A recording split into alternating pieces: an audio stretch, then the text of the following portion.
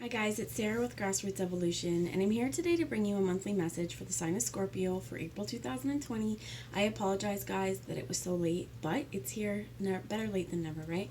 So for all my subscribers, thank you guys from the bottom of my heart for being here. It means the world that you are, as well as know that no matter what messages come through today, it's still up to you and how you integrate this guidance. So take what you feel resonates with you and disregard the rest, my friends. I'm just going to take a moment to call in Archangel Michael. I'm going to ask him to guide, guard, bless, and protect myself, this reading, and any of you who would ask for it, as well as Archangel Metatron, to use me as the clearest channel possible and to deliver only messages for your highest good today. So if you're new to my channel as well, welcome. Thanks for stopping by. If you feel this has resonated, please feel free and subscribe. Join the journey with me and let me encounter your energy more often. So without further ado, I'm going to get right into this. First, we're going to start with an Earth Magic Oracle. I'm going to ask one message for the sign of Scorpio for April 2020, and do keep in mind that time is fluid. Thank you. So we have 3 cards that have come out. First, you get full moon and completion, and I love this. This moon is huge, right? Larger than life, illuminating the sky, and I love the way that the tree sort of sits on this. I feel like this month coming up, there may be a completion to something that may have been difficult for you. You also get breathe a sigh of relief is what I'm hearing. This could also be using the moon energy as well. And for some of you, if you're very sensitive to the moon energy, I know I have Cancer in my chart, and Scorpio guys are water, right? And the water is pulled by the moon. Some of you may find it extremely difficult around full moons, or just feel like emotions are on high. Here I heard high tide. So take some time to breathe. Get out into the forest, into nature if you can, or even just sit somewhere outside and listen to the sounds of the universe. Listen to the sounds of the birds. Listen to the sounds, bees if they're there. Listen to the breeze and the sound of the trees make, because that's very therapeutic as well. And we get sanctuary and cave. And staying in a place where we feel our comfort, where we feel our safety. I apologize for my kids, guys. They're going to be a little bit noisy here. But remembering that no matter how dark the day has come, when we focus on ourselves and when we focus on our internal strength is what I'm hearing, when we focus on the stories that we want to tell, remember that no matter how dark the day has been, there's always going to be light here. And I really, really like this because it looks to me like either the sun's going down or the sun's coming up. There's shadows on the cave wall as well. And to me, this is important because there may have been a time of introspection as well, and they're showing me this cave drawing. I'm going to pause you. I'm being asked to bring a message from the Shaman's Oracle, and I didn't prepare that. So just a minute, guys. Apologies, I dropped everything. So here's the Shaman's Oracle, and let's see what they have to say for you guys. So Scorpio, please, messages for Scorpio from the Shaman's Oracle for April 2020. You get 2 messages, and they want me to show you the bottom of the deck, which is the Shaman of Foresight.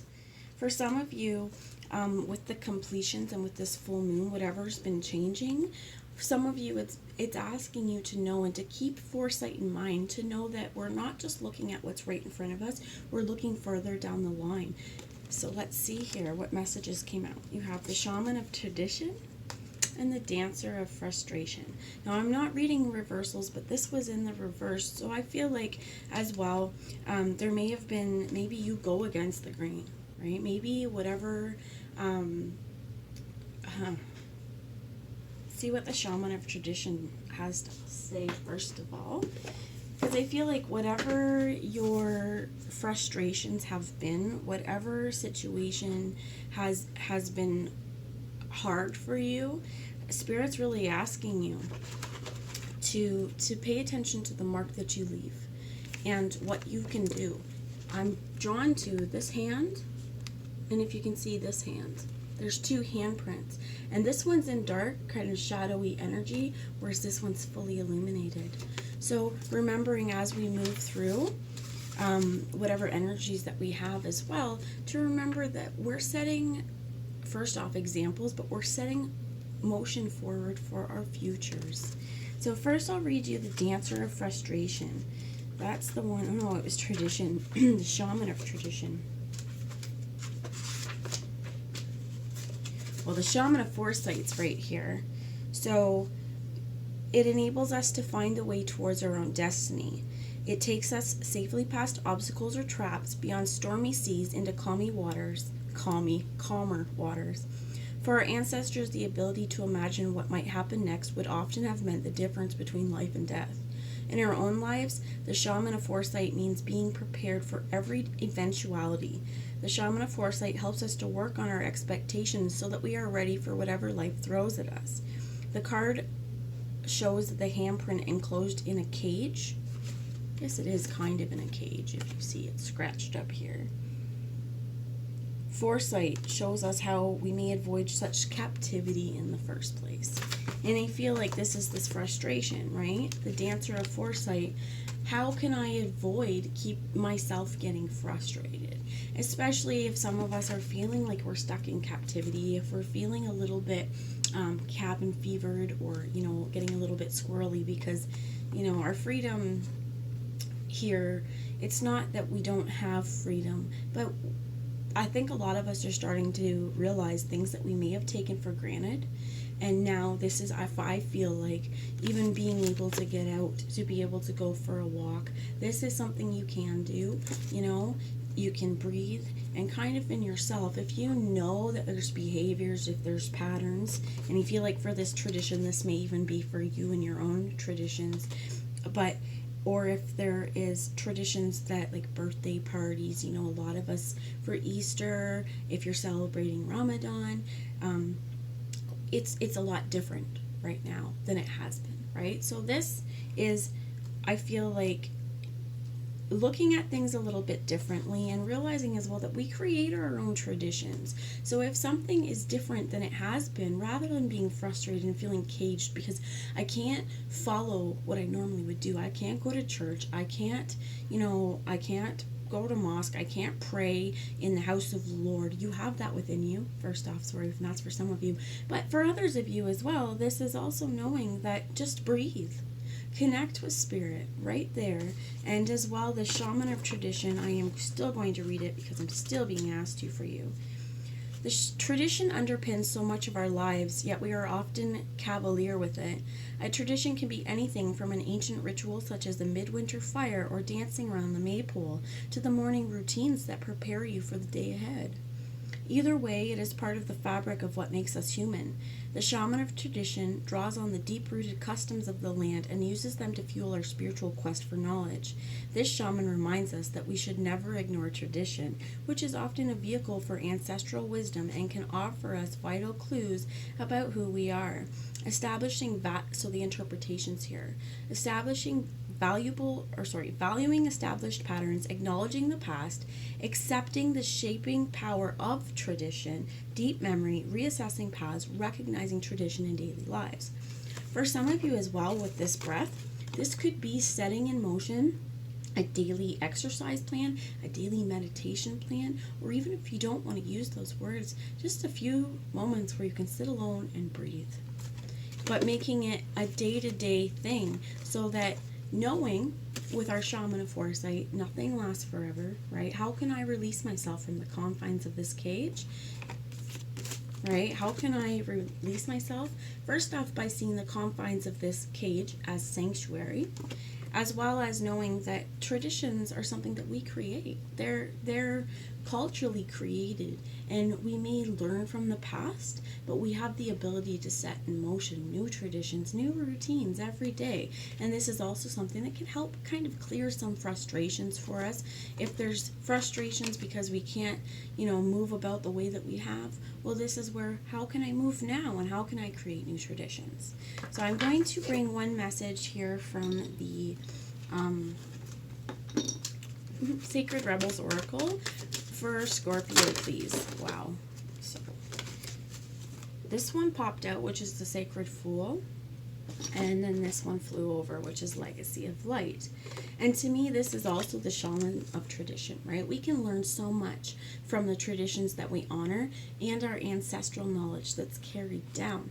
And for this is honoring every stage of our life, our childhood, the maiden, the crone, and regardless of whether you're a man or a woman, this is really utilizing that ancestral knowledge as well. the honoring the legacy of light, and being a 7 as well. It's being very spiritually balanced and connected with spirit. And with the sacred fool here, being nobody's puppet, to jump and to move in the ways that make you feel joy as well. With this jester, I feel like this is also be a bit playful. You know, bring ending and completions to struggles and places where you feel trapped. And remember, you can connect with spirit, you can connect with your ancestors, and for some of you with the shaman of tradition as well. This could be meditation time where you ask spirit, you ask the elders, you ask the ancestors to help you and bring you some guidance. So, as I want to keep this a little bit short, I'm going to bring a quick message from the Nicoletta Cecily Tarot and see what messages we have. First up, the World card, completions.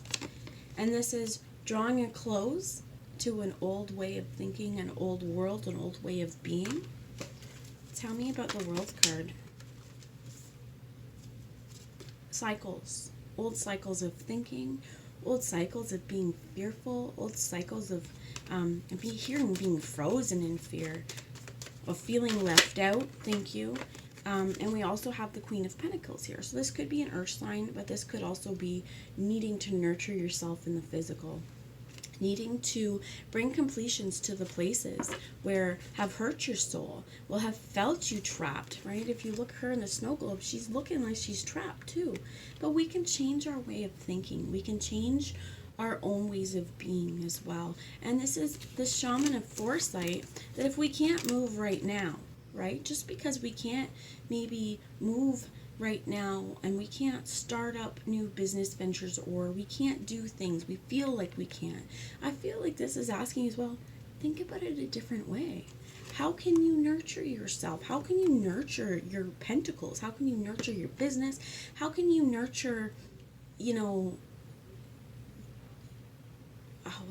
how can you nurture your family, but how can you nurture the world you want to see, and how can you bring it down into this physical without feeling caged here? So I feel like this is bringing completions to feeling caged, remembering to be the sacred fool. And I'm going to actually bring you a message from the book for number 40, the sacred fool. So this fool is a great rebel, able to thwart convention and tell the truth without restraint. Your heart is a wonderful, powerful, sacred tool. It cares not for the right way to do things. It cares not for what the mind says is real and not real. It lives according to an inner wisdom that cannot be dictated or controlled by anything. It loves, it lives, and it is what it is. This oracle heralds a time, now or imminent, when you will feel inspired, alive, and passionate for what you can offer the world. It says to you, don't try to be appropriate, don't try to be socially acceptable and worry about others may think about what you are doing. Just be. If you want to wear a mad hat whilst doing it, fine. The sacred fool in you is willing to leave behind what has been because it is no longer feels right to stay attached to it. And I feel like this is so important, right? Bringing endings, because we're no longer attached to things that is no longer for us. Removing cycles of self-doubt as well. And nurturing ourselves in this physical as well as each and every step of our lives. The sacred fool in you trusts life completely. It would never occur to this part of you to try and outsmart life or resist its flow. It recognizes that the mind is a monkey puppet on strings. More often than not, it is cajoled into fear when it could playfully dwell on the radical spontaneity of life. So the sacred fool in you urges your mind to let itself be pulled into joy by your heart strings and not into fear and doubt by controlling machines of mass media. This oracle brings you a message. It's time for you to play. It's time for you to let life happen in a completely unreserved, unscripted way. The more bizarre, left of field, unexpected, or apparently ridiculous, the better. This might not feel safe or appropriate at first. That is okay. This is good, actually. It is a sign that you are breaking with your own self-imposed conventions. God, I love this. This is why I'm reading it, because it's wonderful, right? Let's see. It is a time to move beyond them now, and because a bigger life adventure is calling you. So, let's see. There's a healing process I'm going to read to you guys. You guys can, listen to it. You can ask Spirit to speak through me. Or you can try and repeat after me. You can come back to this part and just listen to it again and try to slow it down and repeat after it if you need to. I call on the sacred Fool of unconditional love. Please help me access your lightness of spirit, your wisdom, and your ability to exist in the heart of truth, to be powerful without becoming attached or obsessed by power. I honor your vision. May I see and know so truly and be free. I choose of my own free will to give myself absolute permission to just be myself now and always through unconditional love, mercy, and compassion. So be it. Guys, being ourselves, and like this message says, sometimes it's not easy at first to start being ourselves, to start showing our true light to the world, because we may have traditions or societal belief systems that say that's not okay. And this kind of thing may have kept us scared. No longer. It is time, my friends, to honor the sacred truth within your heart. That's what I have for you guys. I love you all, and I hope you have a wonderful, wonderful month and going into the next month as well. Bye, guys.